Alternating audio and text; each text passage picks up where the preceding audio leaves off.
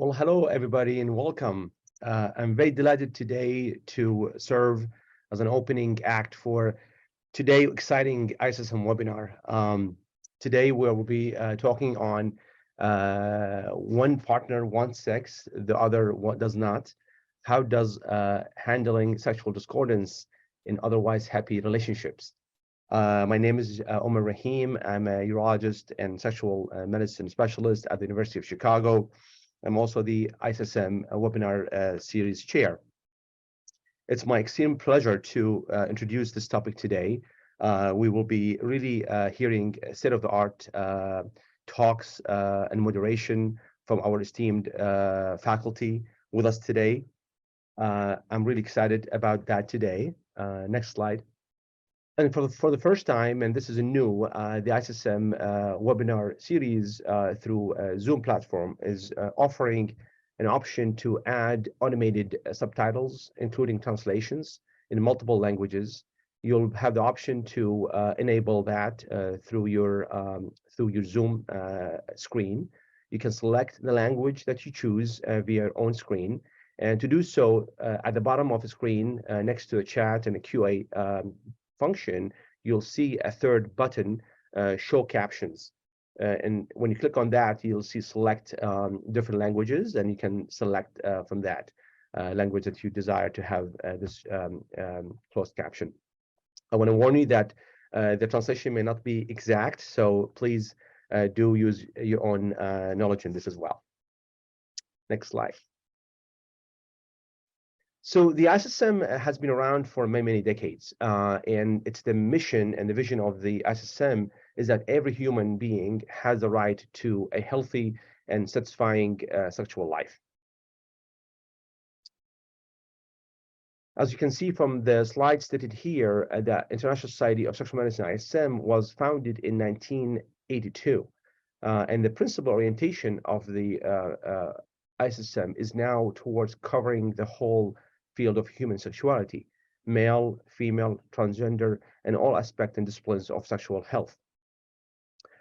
Our mission is that to be the most respected and trusted source of information, education, and professional development on human sexual health through delivery of world-class publications, research, online and in-person opportunities for knowledge exchange worldwide.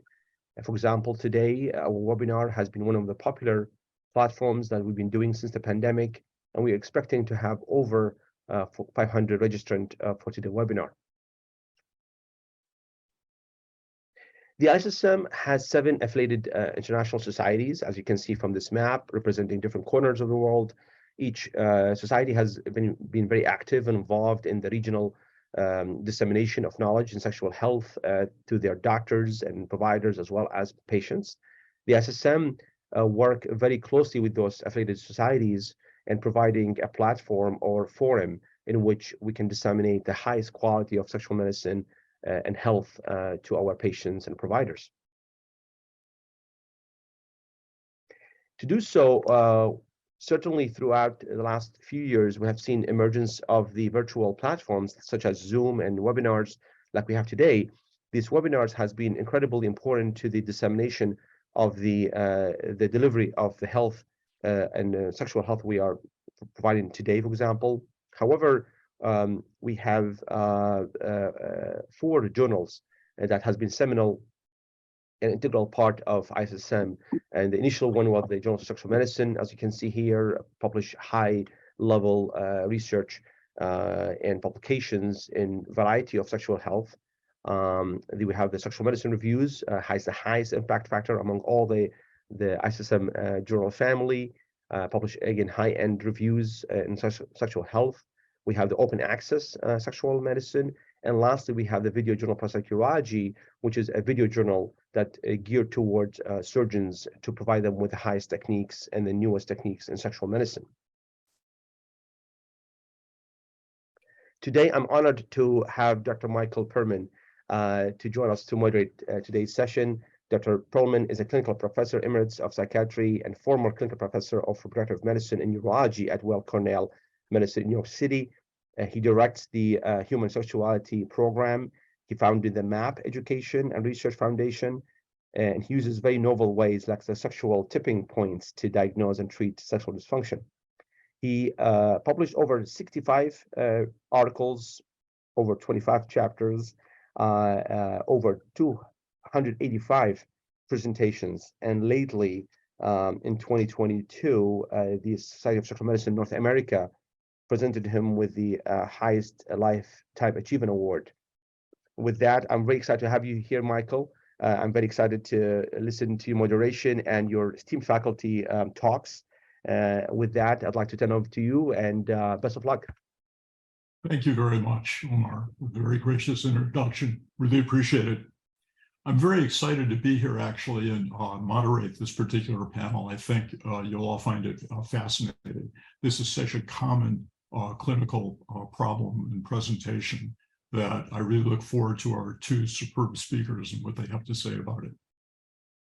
Our first speaker is Dr. Eusebio Rubio Orellana, who is the founder and director of the Mexican Association for Sexual Health.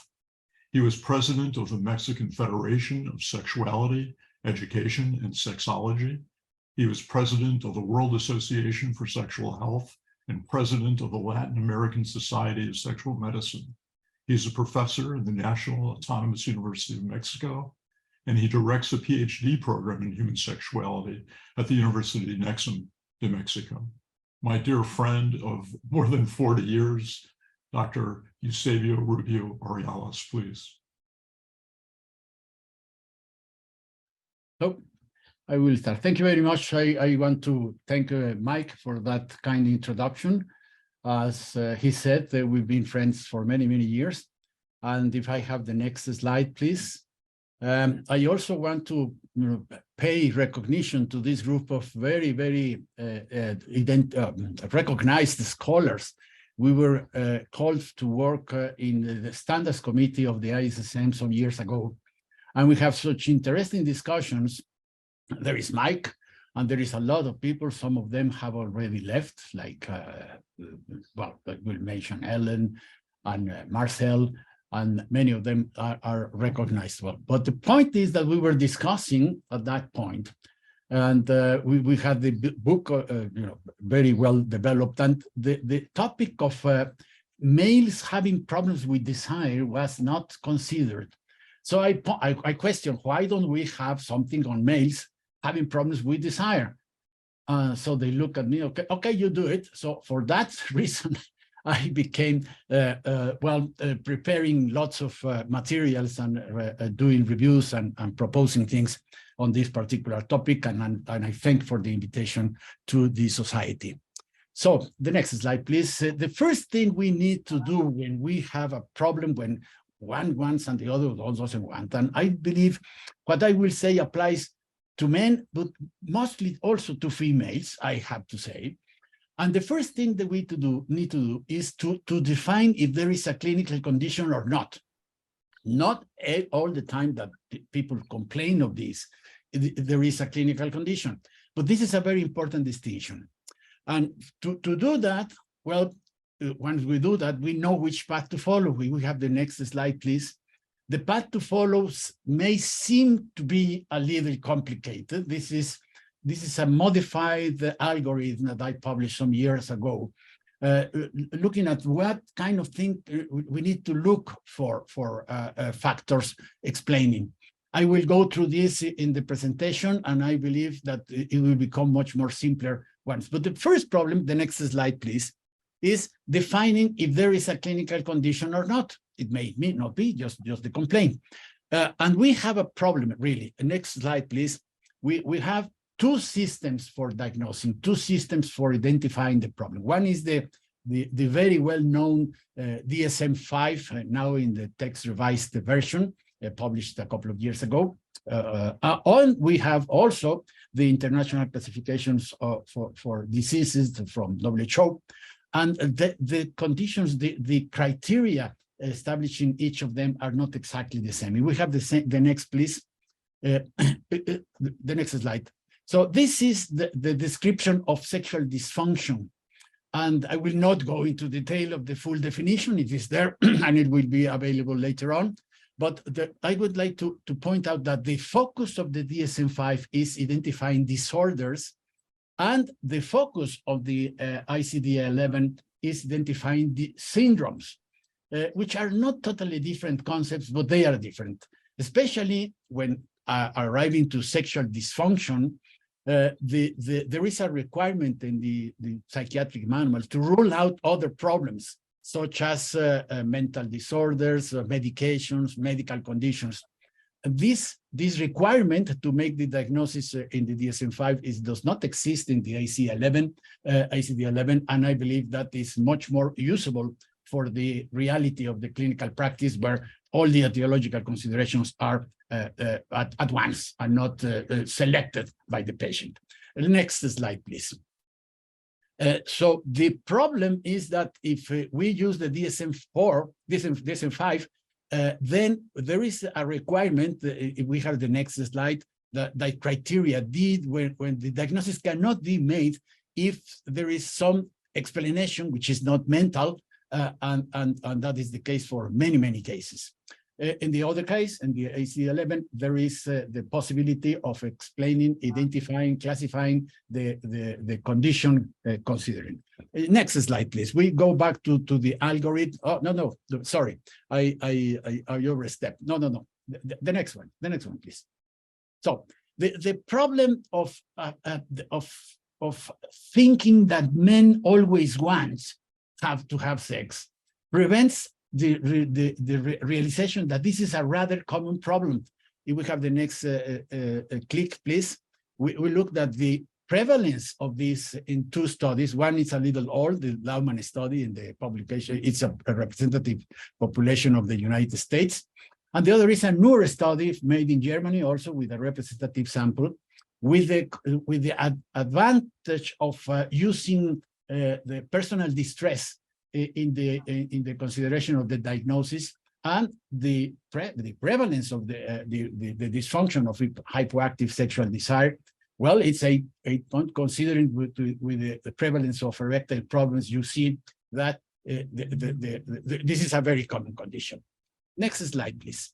So we go through this sequence, attempting to find, this is a report by Mellman, a urologist, of possible causes of low sexual desire of this condition.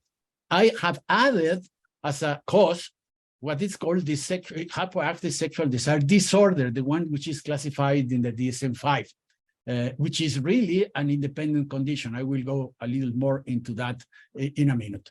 So I believe, looking for all of that can be a little problematic, but if we reach some sort of order, then I believe it will be easier. If we have the next slide, please.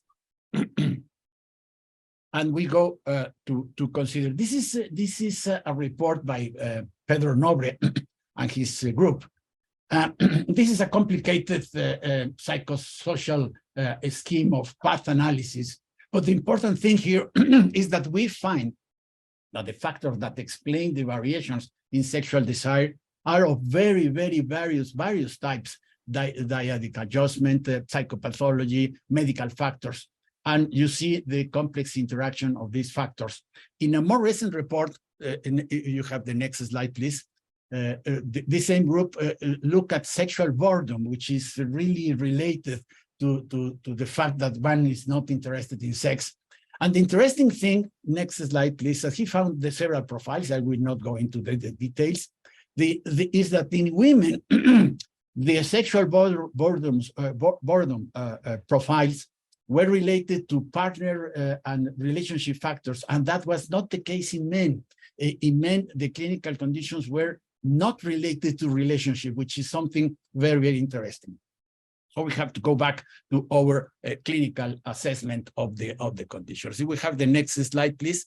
The question, the next slide, please. The question is this is really a condition, the disorder, which is indicated in the DSM-5. Well, some interesting reports have been appearing showing differences in the neuroactivity of the people diagnosed with the disorder according to the DSM-5, DSM-4 in this particular report. The next slide, please. Okay, so we go back to this scheme, and I will go in 6 steps, which I believe will take more or less a minute each step to show you what I believe an easy way to decide the clinical aspect of this. And then if we don't have a clinical problem, what to do. Next slide, please. So if we find that a clinical condition that is with the criteria established in the several systems, so the first thing we need to find out if there is the use of drugs or substances that may explain the problem. Next slide, please. The list of drugs that can affect this is big. This is a particular publication that I decided to show. It is not complete. I suggest that if the patient is taking something or using some substance, we check if that substance has not been reported as related to low sexual desire. Next slide, please. Step number 2 is identifying psychiatric conditions. And next slide, please. The psychiatric conditions that we need to find out is depressive illness and anxiety disorders. And anxiety disorders, especially nowadays, the condition of chronic stress is very frequently behind the fact that a man loses interest in sex. Of course, if we find something there, we need to provide a specific treatment with pharmacotherapy and psychotherapy. Number 3, next slide, please, is the relationship conflict.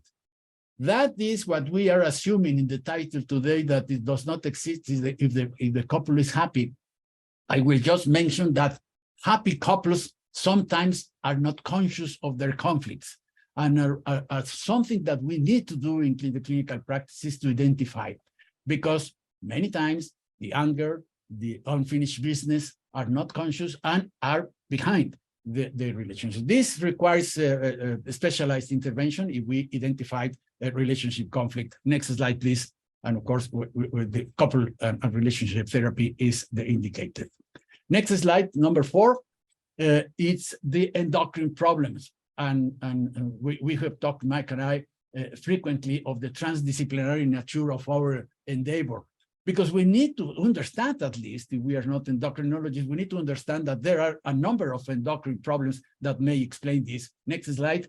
Identified there is the testosterone, prolactin, thyroid hormones, and cortisol. So this needs to be ruled out in order not to treat with psychotherapy a low testosterone man or female, because we will not go further. And next slide, please, which is the disorder identified in the DSM-5, hypoactive sexual desire disorder. To diagnose that, we need to find the clinical condition and then ruling out all the other possible factors. This is what it has been identified. We know there is some conditions, and we have limited treatment. Next slide, please. We have some reports of bupropion, some reports of the use of psychotherapy, not very consistently effective, but sometimes effective. And we have several drugs tested in the female, none in the male, and the flibanserin, which is approved in the States, remalotide, also approved in the States, which are not very, very, very effective. There are criticisms of both. And something in the oven is the investigation with one peptine, one natural peptine, that may have some effectiveness there. Next slide, please. What we do if we find no clinical condition but still the complaint? Next slide, please. So the next one, please. So we have no condition but the complaint.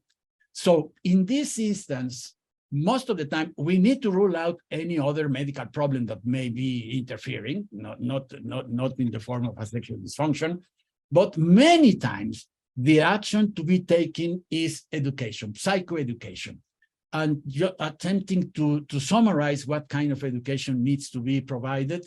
Next slide, please. I prepared this kind of summary of topics that frequently need to be addressed. So expectations of synchrony.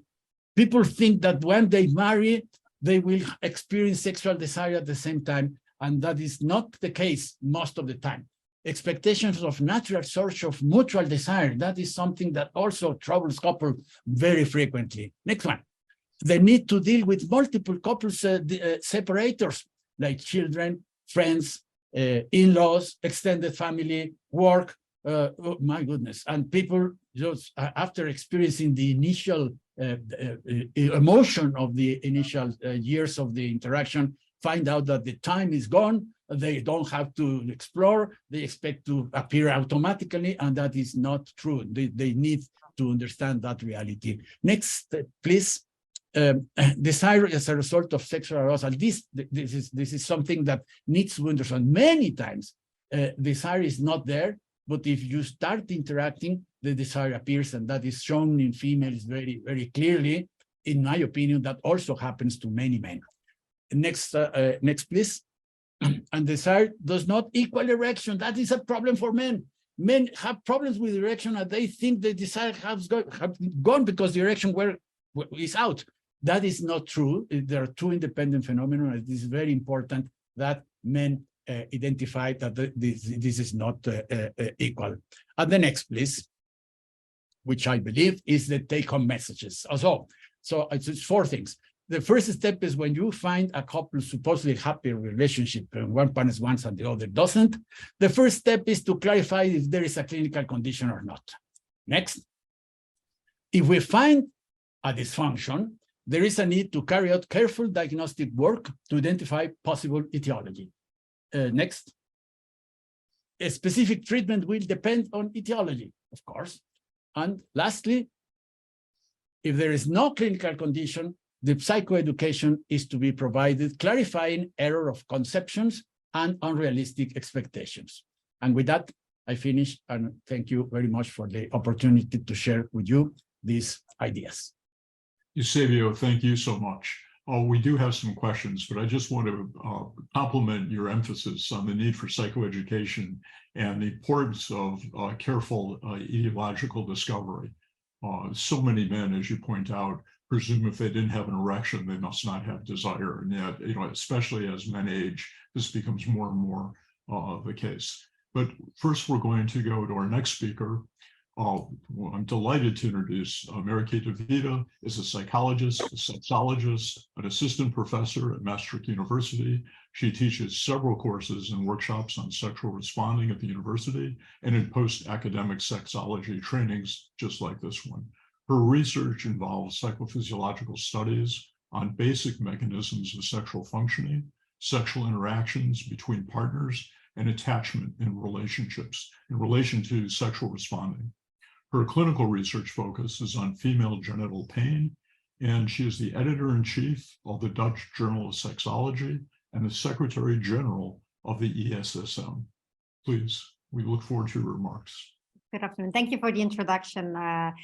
Very nice. And well, I'm going to sort of follow up on what has been said, and I'm going to repeat some points because what I'm going to do is actually approach sexual desire from a dyadic perspective, a couple perspective, and focus on discrepancies. Next. So if you want to read more about this, we have written a position statement of ISSM on sexual desire discrepancies. You can read this one in Sexual Medicine Open Access that has been published. Yes, next. So when somebody consults you and states, I have low desire in sex, it's really important to consider what is low and what is sex. Because low can be, less than several years ago. It means cuddling and touching, but it also means arousal and intercourse. It doesn't happen a lot and I really miss it. Or it is, I have less desire than my partner and I don't like to have only sexual intercourse. So there's clearly a difference here in the type of what is the problem here. Let's consider the following case. So Leah and Tim, they have a relationship of 10 years. They have 2 children. So Tim is... next. Tim is a construction worker. He makes long days. He also works in the weekends to get some extra. He likes to go out with friends, but there's a lot of conflict nowadays because according to Leah, he invests not that much in the household. He's always working or with his friends. He has a high sexual desire. He regularly masturbates. And for him, sex means reducing stress and relaxing.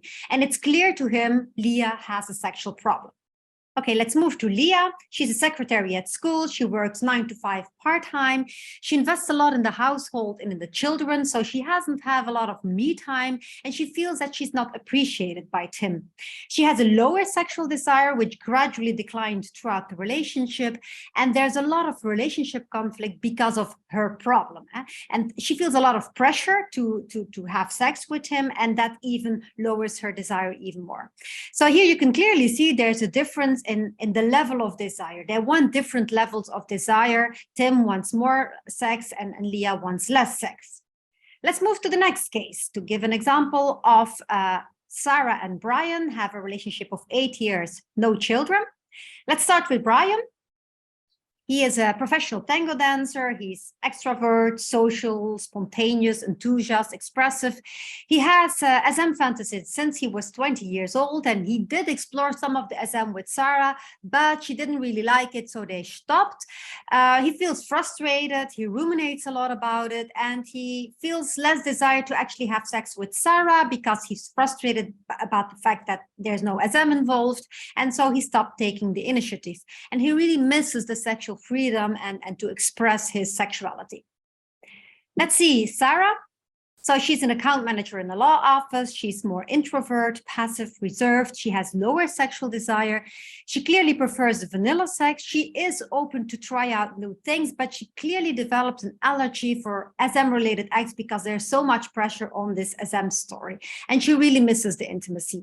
So what you see here is that there's both have a low level of desire, but it is more, they have different desires. They want different things. And I think this is important to consider. Next. So when we talk about sexual desire discrepancies, we should consider sexual desire as a dyadic process and understand that when two individuals have a relationship, they do not always want the same at the same moment. So they might desire different levels or a different frequency or a different type of sexual activity. So differences in how often, when, and what. Next. So you could say because sexual desire is something that is very variable, it fluctuates over time and context. So it's actually quite normal to experience discrepancies in sexual desire in a relationship, because when there's so much variation, it's very unlikely that your sexual desire will always vary at the same time. We know that also there's a decline in sexual desire with relationship length. So in a way, you could say sexual desire discrepancies are kind of part of long-term relationships. Next. So let's first start with understanding how sexual desire works. Let's start with explaining the sexual system. And you all know this, but I just want to sort of recapitulate. It's very important. The sexual system always needs to get triggered by a stimulus. There needs to be something that triggers us, a thought, a fantasy, a touch, which automatically grabs our attention, which will automatically elicit genital arousal, which is lubrication in women and erection in men. The moment we become aware of these bodily signals, we assign a positive meaning to it. We will further elaborate on the sexual stimulus, which will result in the feeling of desire and the desire to actually do something with it. So this is really important. Our bodily signals has nothing to do with consent or with pleasure or with desire. It's just your brain picking up this is sexual. And then we assign a positive meaning to these bodily signals, to the stimuli. And then we have the subjective arousal and the desire. So this is really more, the reward is here an essential part. Whether we expect a reward. And this is what we often see, that women are considered to be the low desire partners. Women have less desire than men, but it's not exactly the case. It's just because in heterosexual couples, we often have sex according to the male sexual script, which fits with penetration. Penetration is not the most stimulating part for women because women need stimulation of the clitoris to feel sexual arousal and to reach orgasm. So because we have sex according to this male sexual script, for women, it's just not rewarding. So the sexual desire does not evolve, does not develop. So this is really important. It needs to be rewarding to make sure that sexual desire can develop. And we need to consider that sexual desire is responsive. There always needs to be something to trigger the sexual system. Sexual desire does not spontaneously pop up out of the blue. It is really about the motivation to behave sexually. Next. So libido does not exist. Again, it's not something that spontaneously pops up like Freud told us. It's really about having a sexual stimulus, having sexual arousability, and the motivation to actually do something with this. So it's not the question, do I feel desire at the moment, but am I motivated to open myself for the sexual stimulation, and let's see what happens. And obviously we do know that there are also individual biopsychosocial factors that might have an impact on sexual desire, that might influence sexual arousability, like hormones, like medication, like lifestyle, menopause, and so on. Next. Now, when we consider all this and we think about sexual desire in a dyadic context, we often see that when two partners consult, that we have a tendency to consider the partner with the low desire as the problem, and then the partner with the high desire, that's the benchmark. That's where we need to go. But in a way, both have a problem because there's a mismatch in desire. Your desire is too high, your desire is too low. So let's see whether we can find a balance, whether we can find a compromise that works for both. And that is really important. Next. So next, yeah. Now, a sexual desire discrepancy does not necessarily cause distress or require treatment. It really, for some couples, it might be distressing, for some it's not. So it's crucial to determine the level of distress. Yes. And we do know that couples experience less distress when these sexual desire levels decline at a similar rate, or when couples just accept the ebbs and the flows. When couples accept, hey, this is just part of a relationship. I have a little dip in my sexual desire because I have so much on my mind at the moment. So this is normal, this is adaptive, this is just how it goes, and we will pick up later. If you accept these ebbs and flows, you will have less distress. But when this discrepancy persists and grows, when it's like for longer periods, then people go beyond the simple accepting, and then it might create distress and dissatisfaction in one or both partners. Next. So what is the impact of sexual desire discrepancy? There might be some gender differences. Often we see that women are more likely to be the low desire partner. And as I have explained, this is often because sex is just not rewarding enough, because they don't expect a reward. So the sexual system does not get fully activated. Yes. Gender might moderate the meaning and impact of sexual desire discrepancies, because it might be that frequency in itself is less important to women. So it's more about the quality rather than the quantity. We also know that for women, it's less important to take the sexual initiative, like who takes the initiative to have sex is not that important. It seems to be more important for men. In general, we know that sexual desire discrepancies have a stronger impact on the relationship and sexual satisfaction of men compared to women. And we also see that in general, sexual desire declines over the course of a relationship, but there's a stronger decline in women, which might have to do with the fact that sex is often not on top of the priority list. They have so many things to do, household, children, and so on, that often we see that that people just invest less in sex, and we see that is a stronger tendency in women than in men. But I do have to say there are some gender differences, but we should be aware not to put too much emphasis on these gender differences, because there's probably much more variation within genders than between genders. We should not think, oh, women want intimacy and men want sex. It's not that men come from Mars and women come from Venus. There are a lot of overlap, a lot of similarities between men and women. Yes? So how can we treat sexual desire discrepancies? I think it's important to move from an individualistic to a more dyadic approach. And for that, it's important to consider that when a couple consults, not automatically consider the low desire partner as the patient and then move on to the benchmark at a high desire partner. Just try to compromise. So what is important? Psychoeducation, first of all, giving permission to talk, normalizing, reframing this as a couple problem. You both have a problem because there's a mismatch, and we will try to find a way. Explain that it's normal in a long-term relationship, because you know, okay, two individuals might experience different types of sexual desire. They do not always match, so it's very normal to experience these discrepancies in long-term relationships. So it's really a matter of learning to cope with it and learn to deal with the stress. And a very good framework is the good enough sex model. And what is a good enough sex model is actually explaining to the couple to develop more realistic expectations. We all have these very high standards about sexuality, about passionate sex. This is also what we see in the media, but we have to be aware that desire for quality of sex might vary from day to day. It's not always super, it's not only wow and top. Sometimes it's just okay, and that's good enough. If you only strive towards the passionate sex, you might become sexually inactive. So it's really about explaining to accept that just sex can be sometimes great and passionate, and sometimes it's just good enough.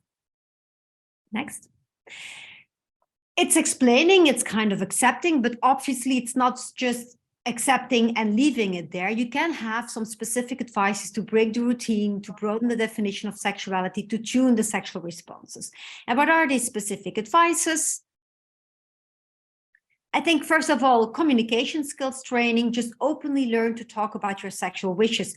First of all, you need to understand, what do I need to feel desire, to experience arousal? And when you know it, then you need to communicate this to your partner. This is what I want, this is what I don't want. Together, you can look at a way to broaden a sexual repertoire and to find a sexual script that works for both. And I think for that, it's really important to understand sex is more than penetration. The focus should not be on frequency, let's have 2 times a week sex. It's about pleasure. Let's make it pleasurable. And if it's only 1 time a month, but it's pleasurable, that's where you need to go. Tuning, balancing, compromising. It might sometimes be interesting to have a wish list or a wish box in which you ask the couple, write down what you want, how much sex, what exactly do you want? Do you want to watch porn together? Or maybe you want some rough sex, or maybe you want some massages or shower together. You just write it down and you find a compromise. Or you just write it on cards, you put it in a box, each partner has a box, and then one time you take a card of the one box, and the other time you take a card of the other box. It doesn't mean that you need to do what's on that card, but at least you talk about it and you discuss it. One possible way would also be questioning the sexual exclusivity, because if you have really different desires, like remember the couple Brian and Sarah, in which the one really wanted to have the SM and the other one didn't want, you might also explore like having an open relationship, because open relationships can be a way to deal with differences in sexual desire. For example, in the case of Brian and Sarah, I consulted this couple and they agreed that Brian could have 1 time in a month sex with a mistress in which he could explore his SM fantasies, and meanwhile they had vanilla sex. And this actually really worked because they enjoyed having sex together again, because Brian felt less frustrated and also Sarah felt less pressured. So sometimes you need to think outside the box to make a compromise work. Let's look at other advices to break the routine. Next. So sensory focus exercises, which is classical sex therapy, is really about touching each other. So you do this 2 times a week, each 10 minutes, and you just touch each other without penetration, without looking for sexual arousal, just simply focusing on your body and communicating with your partner what you like and what you don't like. Next. The good thing is that these homework assignments learn couples that sex is not spontaneous, that you need to plan it, that there's agenda sex. And for some couples, this is really difficult to accept, but it's so important because you need to create the opportunities to have sex. We have all such a full agenda. We plan everything in our life, but then we expect that sexual desire is something that spontaneously pop up. It does not. So it requires intimacy. You plan a date night, sex might develop from that. Maybe not, at least you have some time together to spend each other. Yes? Normalizing, depathologizing having sex without desire. And I think this is really important. Next. So that you can actually, sexual compliance means that you have sex to please the partner. You might think this is wrong, but it's not. It's okay to give your partner a present nowadays, but it's a problem when it's the only motive. So you can have sex for yourself, but sometimes it's also okay to please your partner and to have sex without initial desire. But you can see that desire will often grow when you start having sex with your partner. Next. It's also positive rejection, so learning to decline the other partner's advances in a positive and respectful way, because often when you decline, the other partner feels personally rejected. So you have to make sure that you can openly discuss this with your partner without being afraid to actually reject your partner. Yes. And then understanding both the need to have sex, but also the need not to have sex. So trying to meet halfway. Next. Also think about the meaning of sexual desire discrepancies in the relationship. When you see that there's a relationship issue, you need to resolve that first, because sometimes it might be that one partner is very dominant in the relationship, and then the other partner regains the control by controlling the sexual relationship, because the low desire partner is the one that decides how often they will have sex, when they have sex, and so on. So they take the power. So if there is an underlying relationship issue like power issues, then you need to resolve that first. Next. More relationship satisfaction. Working on the relationship context is important because it might help couples to feel less distressed by the sexual desire discrepancies and to have a better motivation to make effort for sexual contact. And then there are two therapies that you can work with in treating sexual desire disorders. There's emotionally focused therapy and there's differentiation. Emotionally focused therapy is really about restoring emotional closeness. So the idea is that couples have desire problems because there's a lack of closeness. You don't have to focus on the conflict, but restoring a base of security. While differentiation is more about not closeness, but individual autonomy. If you're emotionally too fused, if couples are too close, they're always thinking about we and about us, this might also detract the sexual desire. So then it's important to restore the me and you feeling. We both have our own desires, we both have our own wishes, and we keep with that in connection with the other. Next.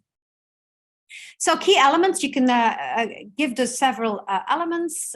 So normalizing, depathologizing variation in sexual desire. It's about educating that sexual desire has this natural course. It's about emphasizing that sexual desire is something age-related, dyadic, relative. It's challenging the myth of spontaneous sexual desire, promoting open sexual communication, assisting in developing joint sexual scripts that work for both, but also looking at personal sexual needs, dealing with relationship issues and unmet emotional needs, and promoting self-differentiation. So these are the key elements in treatment. So in general, to conclude, I think it's important that we need more research on sexual desire discrepancies because we know a lot about sexual desire, but we need more to include the dyadic perspective to look at the function, underlying mechanisms, and outcomes. We also need, looking at sources of distress, because some couples can cope very well with sexual disagreement. So we need to understand why is it for some couples so distressing and that they require treatment, but for some couples it's not distressing. So let's learn from them. And we need these tools to measure the couple distress so that we can actually see when treatment is needed. The treatment focus should be on sexual pleasure instead of sexual frequency. And then finally, I think we need to do more research and consider the heterosexual bias, because it might be that sexual desire discrepancies are more common in heterosexual relationships, because we know that there's kind of this difference in men and women, but at the same time, we don't know. So we need to do research in more diverse samples with different sexual orientations, different cultures, so that we can understand better how sexual desire discrepancies, whether this is kind of a uniform phenomenon or whether it's more specific to specific relationships. Thank you.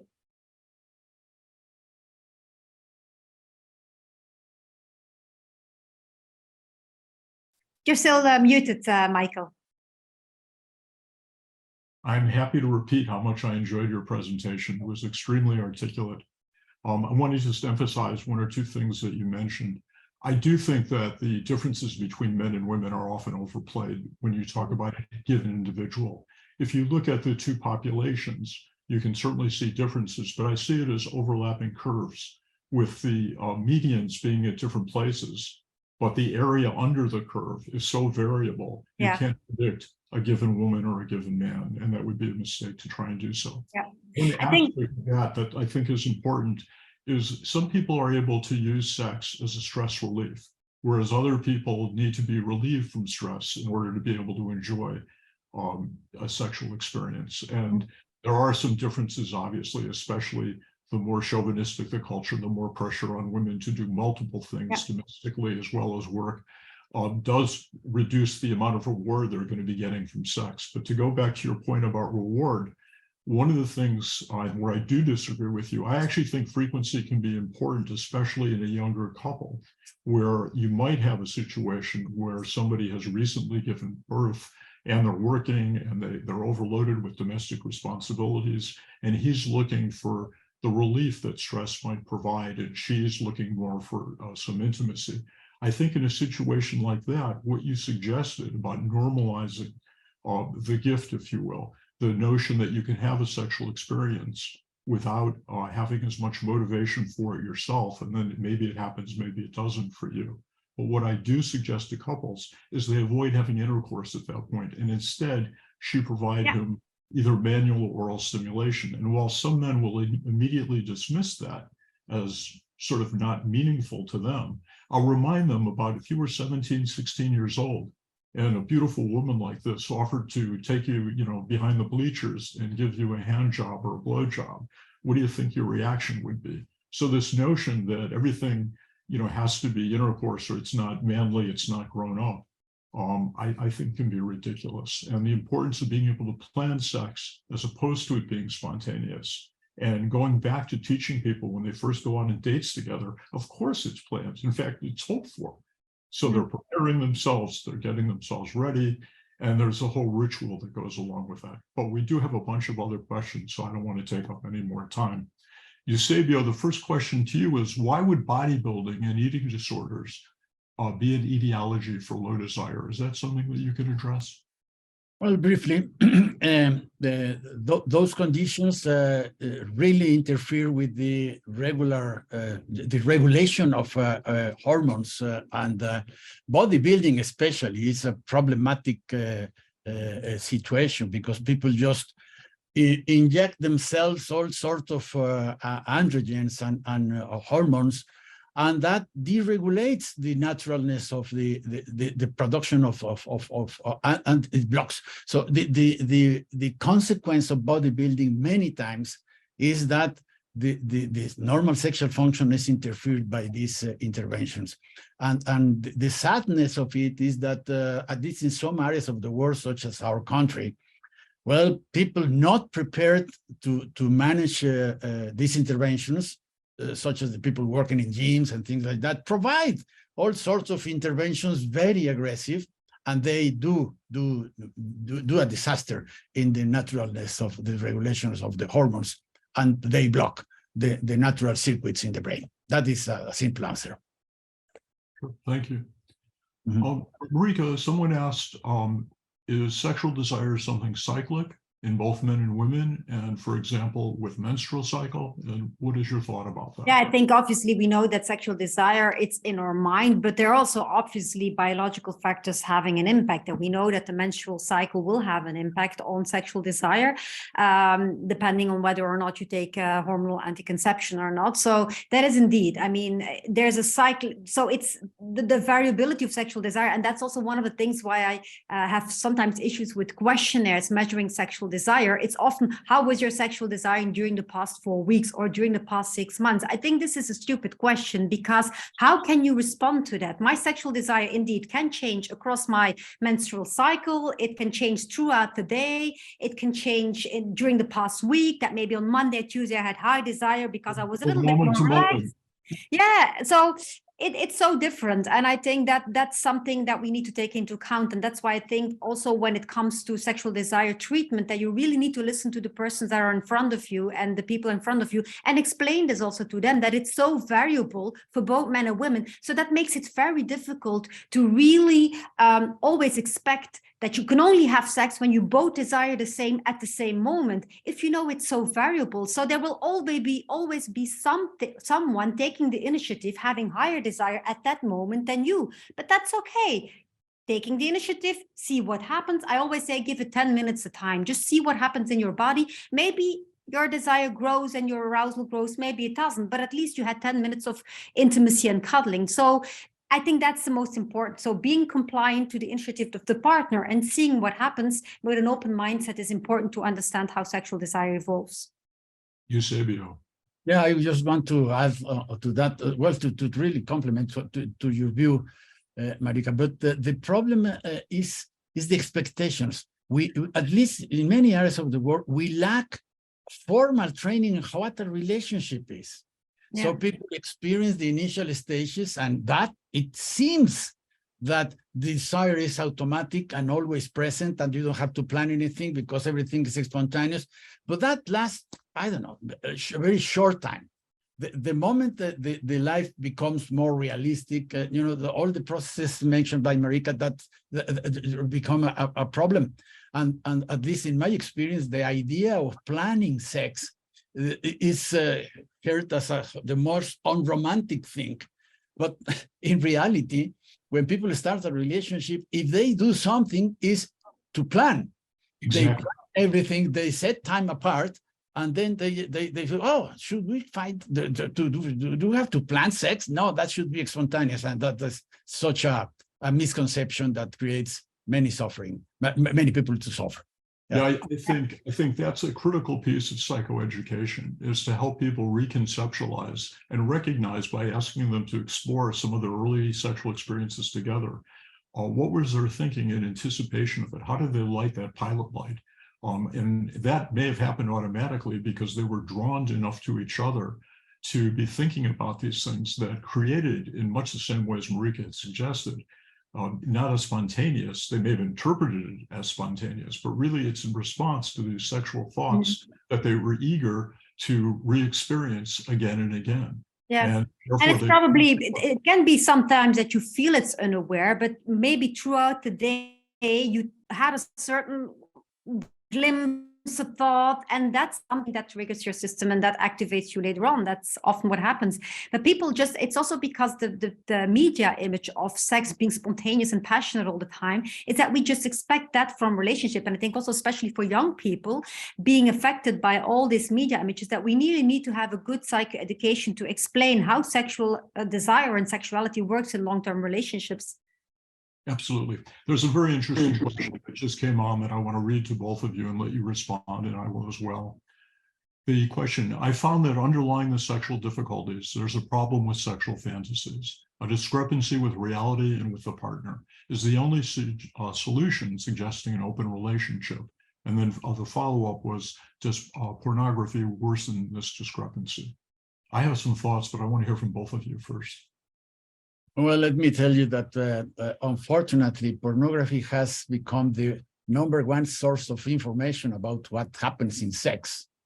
And what it is not clear is that the production of pornography is out of fantasy, out of unrealistic activities that are portrayed and for the satisfaction of men most of the time. So that creates a lot of, if that becomes the normalizing scheme, the normalizing guide, screenshot or whatever, people expect that to happen, and that is, of course, so this needs to be counterbalanced by really telling directly what really happens in a common sexual relationship, and not the enacting of fantasies. And then the enacting of fantasies may really create a conflict, because men and women do have different fantasies. That is something that we need to be aware, and that is not a problem. It's just a part of our diversity. But attempting to put everyone into these models that are created for a very commercial reason, I believe it's critical. I don't know, Marika, what you have to say. I do believe also that porn can have an impact on our fantasies, that it will influence. But I think talking about fantasies is important, because we should normalize fantasies, because fantasizing is okay. And it's also, we know from research, very normal to fantasize while you have sex with your partner. A lot of women fantasize about having sex with their neighbor or with somebody else while having sex with their partner. They feel guilty about this. And I always say, fantasy is the vibrator of your mind. There's nothing wrong with it. It's just an extra stimulus, because during sex, you're often very much attuned to your partner. How is he going? How is she doing? And fantasy can help you to regain attention on your own sensations. And so there's nothing wrong with it. I think, first of all, normalizing that you fantasize is important. Then, should you discuss this with your partner? I think that some people just like the act of fantasizing. We know that only 1/4 of persons will actually act on their fantasies. Most of the people just fantasize or have a desire without necessarily wanting it to actually, because we know, for example, for women also, a lot of women will fantasize about BDSM teams. And maybe that doesn't really fit with how you are. Maybe you're like a very feministic woman, and then you fantasize about being submissive and so on. But it's just a fantasy. Maybe the underlying theme is that you just want to sort of let go of control, and that you just want to sort of, or you want some curiosity, some novelty. So it's more about the themes underlying fantasy. And I think I would say, should you share this with your partner, I think you should explore the fantasies and see, is there somehow an underlying theme, a need for something new, a need for letting go of control, a need for more attention, maybe something like that, and discuss that instead of exactly discussing the fantasy and really enacting on the fantasy, because that could be a disappointment. Yeah, absolutely. And But I think just what's critical is how fantasy can be used to light a pilot light and teach people how they can use that. You see some, beautiful woman who you're attracted to, a very handsome guy that you find yourself noticing more and more, to allow that to percolate a little bit and then bring it back to your relationship, I think is one way of helping disparity in a couple that is otherwise happy, to go back to the theme of this particular session. I do think one point I want to make is this also ties into the notion of, do you see couples or do you see individuals? Do you split the sessions? How do you manage that? There are some couples that you don't really want to try and sell that she needs to fantasize about someone else to get turned on. And yet individually, I'll certainly say to someone, as Helen Kaplan used to say, yeah, she didn't care if somebody had a purple feather stuck up their butt and that's what they were fantasizing about, as long as it kept them turned on and they weren't sharing that in a way that offended their partner. So managing not just what they choose to say to the partner, but what you choose to explore in a couple session versus an individual session becomes a very, very important clinical distinction.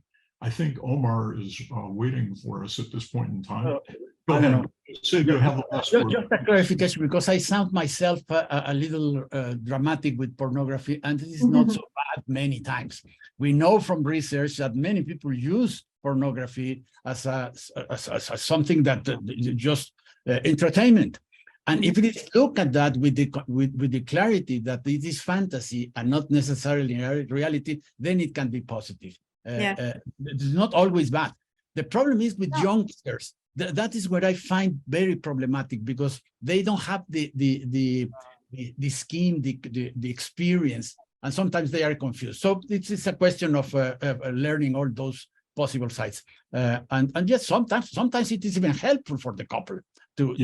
I remember my time in New York, people were explaining that porno was, we had the level of exposure of pornography some 40 years ago that we have today, but they use it as means of developing desire, especially in old couples. And that is sometimes something that can be beneficial.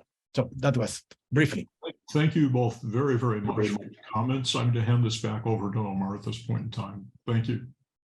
Thank you, Michael. It was a wonderful session, and thank you for the esteemed faculty for this wonderful, seminar. And really, I'm sure there's a lot of questions more coming as we speak, but I'm sure this webinar was very educational, and I think it's available online as well in about the next 24 hours on the website, the ISSM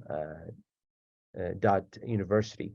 With that, I'd like to thank you again very much for today's webinar, and your time and effort was very noticeable. Thank you again. So with that, I'd like to announce the next webinar, which I think is going to tie up nicely with what's been discussed today on female sexual rehabilitation and recovery following pelvic trauma or cancer-related therapies. This webinar is going to be live on April 18th, Tuesday at 4 p.m. UTC, and would love to have you register and attend if you can. And I'd like to wish you all a wonderful day today. Thank you. Thank you. Have a great day, everyone. Bye.